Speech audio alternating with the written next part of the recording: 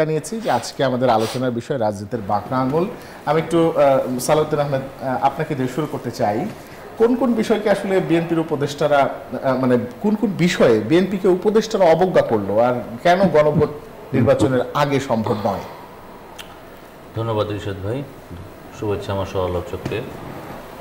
না, উপদেষ্টার অবজ্ঞা করলো বেসিকলি এই বিষয়টা এসেছে জুলাই সনদের বাস্তবায়ন বা জুলাই সনদের যে বিষয়গুলো উত্থাপন করা হয়েছে সেটা নিয়ে।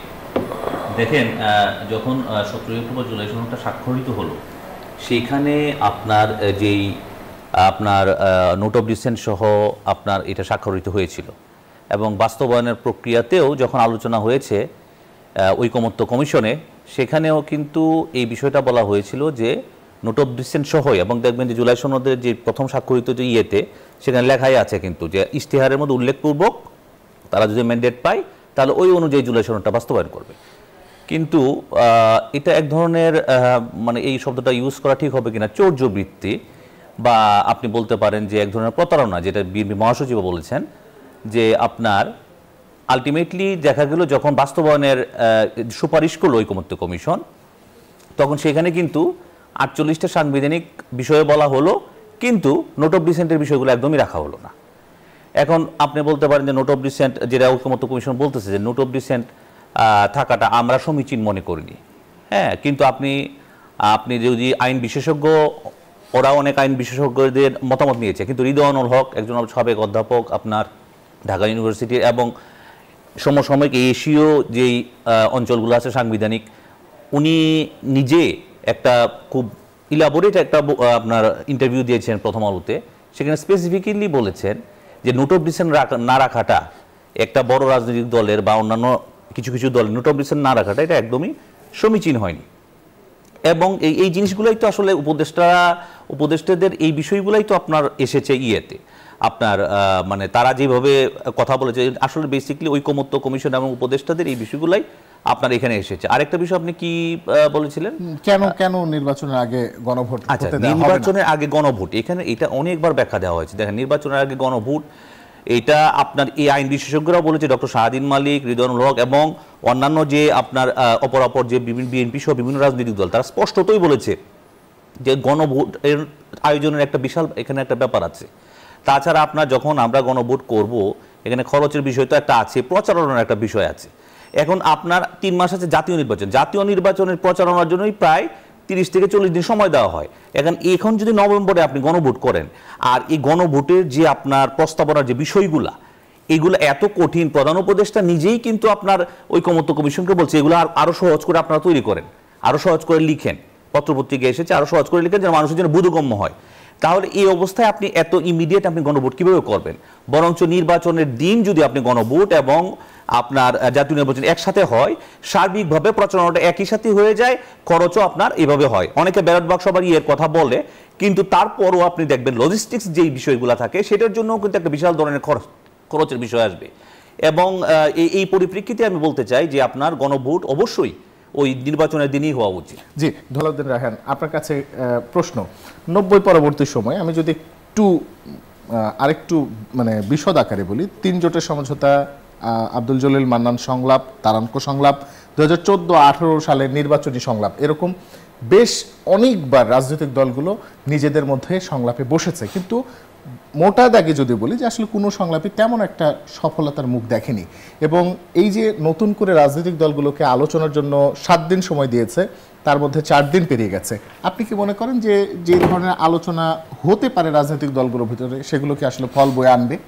আচ্ছা, প্রথমত হচ্ছে যে একটা উদ্যোগ আপনার 9টা দল নিয়েছে, গণতন্ত্র মঞ্চ সহ, সেখানে এনসিপি, এবি পার্টি এরা নিয়েছে প্রথম, এবং জামায়াত ইসলাম বলছে যে আমরা 2 জন প্রতিনিধি দিব, এটা একটা বলেছে। আর 90 সাল থেকে যেটা বললেন, 90 সালের যেই আপনার 3 জোটের রূপরেখাটা একটা সিগনিফিকেন্ট ছিল, কারণ ওই সময়ে কিছু কিছু বিষয়ে যে ঐকমত্য হয়েছিল, সেখানে কিন্তু আপনি দেখেন রাষ্ট্রপতি শাসিত ব্যবস্থা থেকে যে সংসদীয় ব্যবস্থায় আসলো আমাদের দেশ, সেটা কিন্তু ওই সময় ওই রূপরেখা থেকে এসেছিল।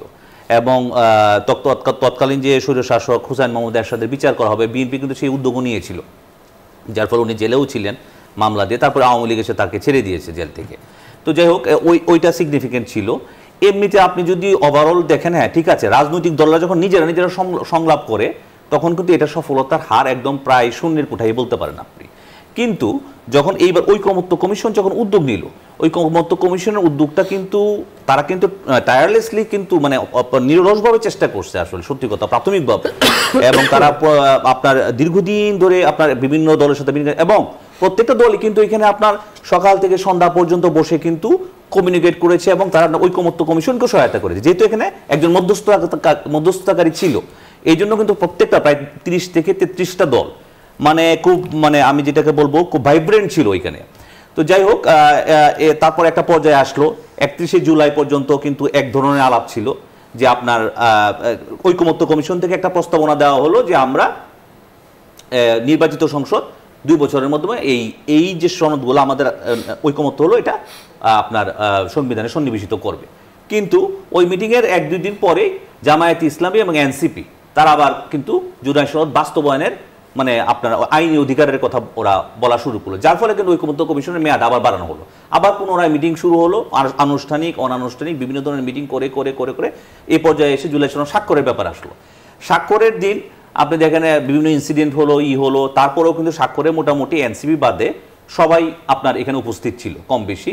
জামায়াতে ইসলামী প্রথমে বলছিল আমরা স্বাক্ষর করবো না, পরে কিন্তু স্বাক্ষর করলো। তো এটা এক ধরনের একটা সফলতা ছিল। এনসিপি তাদের একটা হয়তো রাজনৈতিক আইডিওলজি থেকে তারা যায় নাই, তবে তারা না গিয়ে ওখানে উপস্থিত থাকা উচিত ছিল, যেহেতু গণ অভ্যুত্থানে তাদের একটা আপনার স্টেক ছিল। তাদের এখানে আমি ব্যক্তিগতভাবে মনে করি তারা উপস্থিত থেকেও না সই না করতে পারতো। প্রবলেমটা যেটা হয়েছে যে ঐকমত্য কমিশন পরে আবার অনৈক্যের ভূমিকা নিয়ে নিল। কিভাবে? তারা দেখেন পরবর্তীতে যখন তারা সুপারিশ দিল, সুপারিশ যখন তারা বাস্তবায়নে মানে এই যে সংবিধান সংস্কারগুলো যে হবে এটার যে সুপারিশগুলো যে দিল উপদেষ্টার কাছে, প্রধান উপদেষ্টার কাছে জমা দিল, ঠিক সেই সময় তারা কিন্তু যেভাবে কথা ছিল রাজনৈতিক দলকে ইভেন ওপেন ফ্লোরে যেভাবে কথা হয়েছিল ঠিক সেভাবে কিন্তু সুপারিশগুলো জমা দেয়নি তারা, যার ফলে কিন্তু আপনার বিএনপির পক্ষ থেকে এবং বিএনপির যে যুগপৎ আন্দোলনের দলগুলো রাজনৈতিক দলগুলোর পক্ষ থেকেও কিন্তু বারবার বলা হয়েছে যে দেখেন এখানে কিন্তু নোট অফ ডিসেন্টের আপনার বিষয়গুলো উল্লিখিত থাকার কথা ছিল। এখন আমি এখানে বলি নোট অফ ডিসেন্টের যে 1-2টা পয়েন্টের কথা আমি বলি। এখন প্রধানমন্ত্রীর মেয়াদের কথা বলা, প্রধানমন্ত্রী আপনার একই পদে 2 জন থাকতে পারবে না, এটা তো আসলে এক একটা রাজনৈতিক দলের নিজস্ব একটা আপনার আইডেন্টিটির বিষয়, নিজস্ব চিন্তার বিষয়। আপনি দেখবেন যে বিএনপির ভারপ্রাপ্ত চেয়ারম্যানকে বিবিসি থেকে কিন্তু এই কোয়েশ্চেনটা করা হয়েছিল, যে স্পেসিফিক এই কোয়েশ্চেনে যে আপনারা কেন এটা চাচ্ছেন না। আসলে আপনি কিভাবে এই পদটাকে, আপনাকে তো এখানে নিউজ 24 আসার 3-4টা রাস্তা আছে।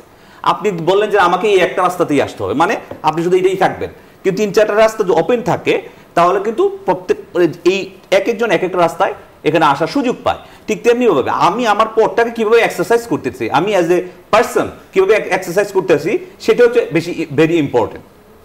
সেই ইম্পর্টেন্সের উপর গুরুত্ব দিয়ে কিন্তু বিএনপি তাদের এই পদটা খুলে রাখার কথা বলেছে। সালাউদ্দিন আহমেদ কিন্তু স্পেসিফিক্যালি বলেছে আপনি কেন ধরেই নিচ্ছেন যে সবাই এই এক পদেই আসবে, বাট ফ্লোরটা যেন সবার জন্য ওপেন থাকে। ফ্লোরটা যদি ওপেন থাকে তাহলে এটা বিএনপির আইডেন্টিটি, বিএনপি রাজনৈতিক আইডিওলজি, এনসিপির বা বিএনপির অন্যরকম থাকতেই পারে। প্রত্যেকে তাদের ইশতেহার নিয়ে যাবে এবং সেভাবেই এটা বাস্তবায়ন করবে অ্যাকর্ডিং টু জনগণ তাদেরকে ভোট দেয়। জি ধন্যবাদ। আপনার কাছে একটু আসি, সমমনা দলগুলোর সঙ্গে আসন সমঝোতা, জামায়াত ইসলামের এটা একটা হতে পারে, এটা একটা নতুন কৌশল, আসলে এটা কৌশল কিনা এবং এই কৌশল সামলাতে বিএনপি কতখানি প্রস্তুত? জামায়াত ইসলামের আসন সংযম সমমনা যেসব দল আছে জামায়াত ইসলামের সঙ্গে ইসলামী আন্দোলন বাংলাদেশ, খেলাফত মজলিস সহ যে 8 দল তারা একসঙ্গে যুগপৎ আন্দোলনে আছে, তাদের ভেতরে একটা আসন সমঝোতা হতে পারে এবং এটা সম্ভাব্য কোনো জোটের বাইরে গিয়ে একটা নতুন কৌশল হতে পারে। সেই কৌশল আসলে বিএনপি সামাল দিতে পারবে কি না? অবশ্যই বিএনপি সামাল দিতে পারবে, কেন পারবে না। এটা জামায়াতে ইসলামী তারাও একটা রাজনৈতিক জোট করতে পারবে। বিএনপির সাথেও তো যুগপৎ আন্দোলনে আপনি দেখবেন বিএনপি কিন্তু 237টা আপনার আসন ডিক্লেয়ার করেছে, বাকি 63টা কিন্তু আপনার জোটের কারণে বা তাদের আরও কিছু প্রার্থীর কারণে রেখে দিয়েছে। সুতরাং তাদেরকে আপনার সামলাতে পারবে না বা তারা একটা রাজনৈতিক জোট করতেই পারে, কিন্তু বেসিকলি এখন এই মুহূর্তে জোট নয়। আমি আবারও বলছি, জামাত ইসলাম সহ ইসলামী আন্দোলন বাংলাদেশ সহ যারা আছে তারা কোনো জোটে যাচ্ছে না, তারা আসন সমঝোতায় যাচ্ছে। যেমন কথার কথা ঠাকুরগাঁও 1, সেখানে যদি জামাত ইসলামের কোনো প্রার্থী থাকে তাহলে ইসলামী আন্দোলন বাংলাদেশ বা অন্যান্য বাকিরা প্রার্থী দেবে না। হ্যাঁ, জোটটা এইভাবেই তো আসন সমঝোতা এইভাবেই করা হয় আর কি, নর্মালি আর কি, এইভাবেই আপনার দেয় না। আপনার যখন আপনার সাপোজ 20টা আসন ছেড়ে দেয় বা 30টা আসন ছেড়ে দেয় তখন কিন্তু ওই সমস্ত রাজনৈতিক দলের কর্মীরা কিন্তু ওই প্রার্থীর পক্ষেই কাজ করে। যেমন বিএনপিও যেমন ঢাকা 13 বা 17-তে যখন আপনার অন্যদেরকে দিবে তখন ওই ইয়ের পক্ষেই কাজ করবে আর কি বেসিক্যালি। হ্যাঁ, তো আসন সমঝোতা এটা করতেই পারে। বিএনপির আসন সমঝোতাটা এরকমই হবে আপনার, যখন ঢাকা 17-তে কাউকে দেওয়া হবে তখন ওইখানে কিন্তু আপনার সবাই কিন্তু ওই প্রার্থীর পক্ষেই কাজ করবে। এখন আমি আপনাকে যে জিনিসটা বলতে চাই, একদম শেষ মুহূর্তে আছে, একদম শেষ মুহূর্তে আমি যেটা বলতে চাচ্ছি সেটা হচ্ছে যে আপনার জামায়াত ইসলামীর এখন সবচেয়ে এনসিপি কিন্তু আজকে থেকে আপনার বিক্রি শুরু করেছে, আপনার নমিনেশন পেপার বিক্রি শুরু করেছে। কিন্তু আপনার জামায়াত ইসলামী দেখেন এখনো কিন্তু 11 তারিখের একটা ভয় দেখাচ্ছে যেটা একদম রক্তগঙ্গা বয়ে যাবে ইত্যাদি ইত্যাদি কথা বলেছে। কিন্তু দেশের দেখেন ইকোনমিক্যাল অবস্থা আমি আপনাকে বলি, রপ্তানি আয় কিন্তু 7.43% অক্টোবর মাসে কমে গেছে। 0.1% কিন্তু বেসরকারি বিনিয়োগ 0.1% নেমে এসেছে, যেটা কোভিড কালের চেয়েও কম, এবং 61% এফডিআই কমে গেছে। তাহলে আপনার দেশের এই অর্থনৈতিক অবস্থায় আপনার মোহাম্মদ ফাউজুল কবির খান, আমি আপনাদের আরেকটা অনুষ্ঠানেও বলেছিলাম, সৌদি আরবের সাথে চুক্তি করতে গিয়ে বলেছে যে নির্বাচিত সরকার ছাড়া কোনোভাবেই আর বিদেশি বিনিয়োগ আনা যাবে না। তাহলে নির্বাচন ছাড়া উপায়টা কি আপনার? সুতরাং এই জামায়াত ইসলামীকে এই ধরনের ভণ্ডামি থেকে বের হয়ে এসে নির্বাচনের দিকে আসতে হবে। আমি এনসিপিকে ধন্যবাদ জানাই যে আজকে ওরা কিন্তু খুব প্র্যাগমেটিক ডিসিশন নিয়েছে এবং ওরা কিন্তু আপনার নমিনেশন পেপার বিক্রি অলরেডি শুরু করে দিয়েছে। এই জন্য